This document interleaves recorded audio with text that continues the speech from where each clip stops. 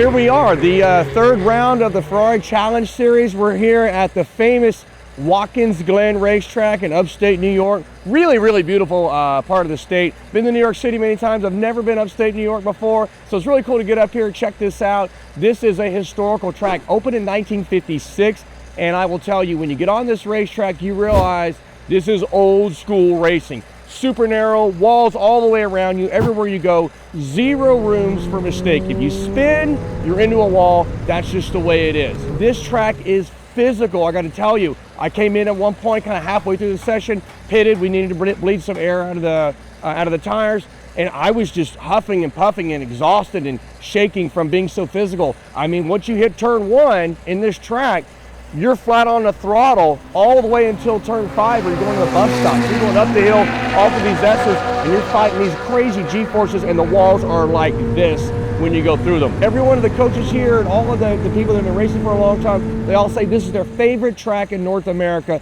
and I fully see why. I'm having an absolute blast. We had a great session this morning. We're going to be getting back after this afternoon. Hopefully, if we have another really good session, I finally was able to bring my son along this weekend and his best friend. I'm going to get them in the car. Maybe we'll put the camera on their faces and show you guys what their expressions are when they're out there in a race car on the racetrack. Until then, we'll keep bringing you guys the footage that we're doing here, and I'll talk to you soon.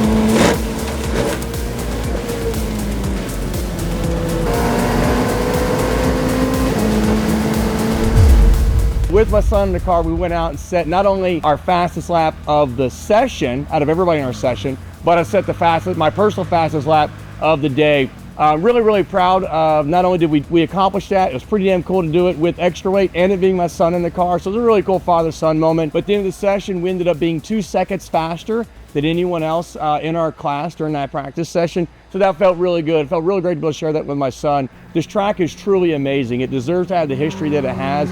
It is incredible. It's scary and terrifying at the same time. I was actually looking for a couple of thumbs up here from my son to make sure he was still good. Going through these corners, the speeds that you're pulling, you never lift. So you're going through the S's flat out. It's absolutely incredible. And it's old school racing. Like I said, 1956 this track opened. And you can see the big difference in the way they build tracks today, like Circuit of the Americas that we did 2 sessions ago. A lot more safety areas, a lot more runoff, a lot less walls and things like that. The car is performing amazing. We're having a lot of fun out here. My coach also gets a big star for the day. He's coaching somebody else in the 296 class that also went out and posted the fastest lap in his session. And then in our class, we posted the fastest lap as well. So give a little props to Pierre, our coach. He's feeling pretty good about himself. We got 2 more days to go. Tomorrow's more practice sessions, and then Sunday we have the track attack race. Looking forward to it. Hopefully things continue to go well. The weather's fantastic. Hopefully it continues to stay like this, and we're going to keep bringing you guys along every way because this is racing.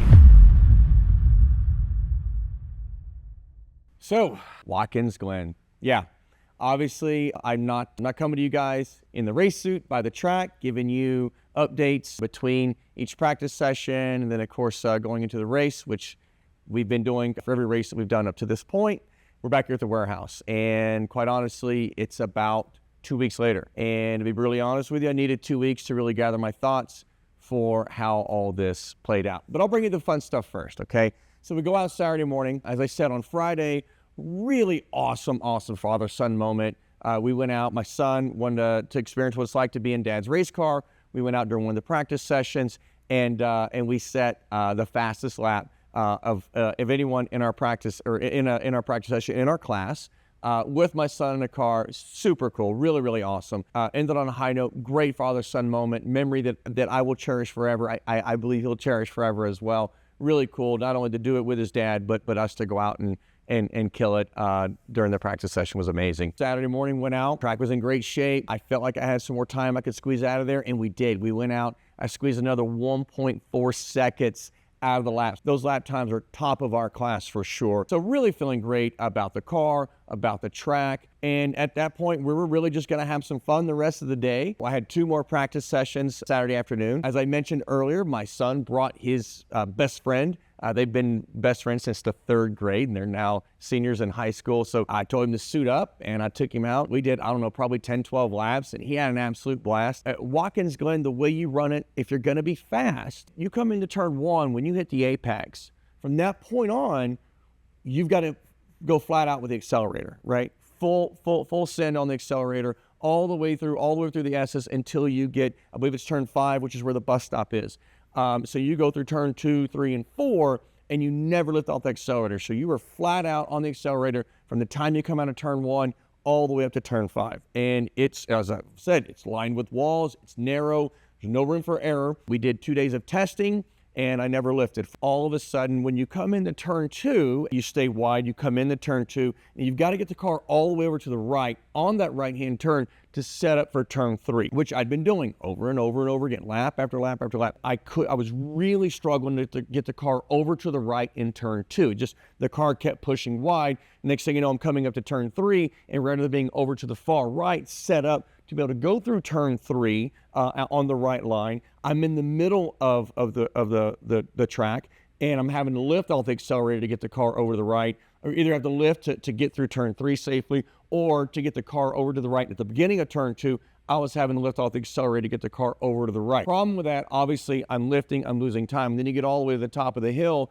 getting ready to go into the bus stop, and I look down at my V-Box information on my dash, and I'm 4 or 5 tenths off my lap time already. I'm obviously a hyper competitive person. I'm extremely hard on myself. I'm always striving to be better at everything I do in life. And obviously racing is going to be no exception. So I'm going through the practice session.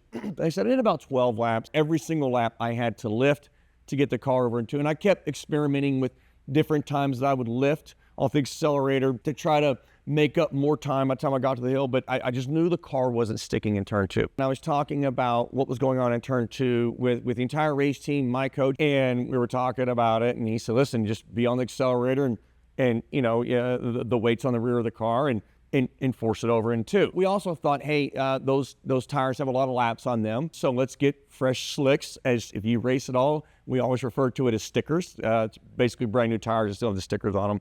But, you know, the first, depending on the track, the first 5, 7, 8, 9 laps, you get tremendous grip from fresh tires. So we thought, let's put fresh tires on the car. And again, I had nothing to prove. We were already running top of our class lap times. I was chasing myself. I wanted to best myself. I wanted to do even better than what I had been doing earlier that day and through the entire time we'd been testing and practicing at Watkins Glen. So we put new tires on it. I go out and get the tires up to temperature to about 2 full laps. Now they're really sticking. You start getting aggressive with the car. I'm trying to shove that nose over to the right in turn 2, and I'm still struggling. The car is just not getting over there. It's pushing wide on me still. I'd been on this track 3.5 days at this point, never had this problem before. I'd get to the top of the hill, as I said, I'd see that I'm off my lap time, and I was getting more frustrated. I didn't even stop to think about, what am I chasing? What am I risking this for? I don't need to better myself, but in the moment, that was just not where my head was at. All of a sudden, car snapped. There was no nothing. It just snapped hard in turn 2. Hit the wall at about 130, maybe 135 miles an hour, and spun several times and hit the wall again, both times with the front end of the car. And so, they come get me. They send the emergency crews out. Ambulance picks me up. I was totally fine. Again, the safety built into these cars is unbelievable. But so I wasn't rattled at all because I'd had an accident that should have never happened, and it didn't make any sense. And then immediately I wanted to get back and look at VBox data and video to figure out what the heck happened there. And as luck would have it, my VBox quit coming into turn 1 on that lap. It just cut out. So we didn't have that footage. Fortunately, because we've been bringing you guys along and we've been videoing to bring you guys content about the racing, the Ferrari Challenge Series racing and what that's all about, we had our own GoPros mounted in the car. But this accident really rattled me because, the car was pushing in turn 2, but no hint of it snapping around, none whatsoever. And even when the accident happened, everything happened so fast, but in my head, I'm like, I didn't feel the car, the rear end start to come around at all. It just was like that. It was immediate. And that really rattled me. It rattled my family, to be honest. They were really upset about this. And I didn't have any answers. I didn't have any answers for myself. I didn't have any answers for my wife, for my kids. And they were really upset. I hit that wall, as I said, well over 130 miles an hour. And of course, my son had to see the car, and my wife, when they towed it off the track, they had to flatbed it, and they had to see that. And it looked awful. The entire front of the car was just gone, absolutely gone. The only thing we did notice that was weird is there was no damage to the sides or rear of the car. And one of the tires, the driver's side rear tire was ripped right along the sidewall. And I saw it in the moment, thought that was weird. We get back, we get the video put together. All of us, the entire race team, crew chief, team manager, my coach, the technicians that help work on the car, the guys that I rely upon to keep me safe in that car. And it was so obvious what happened.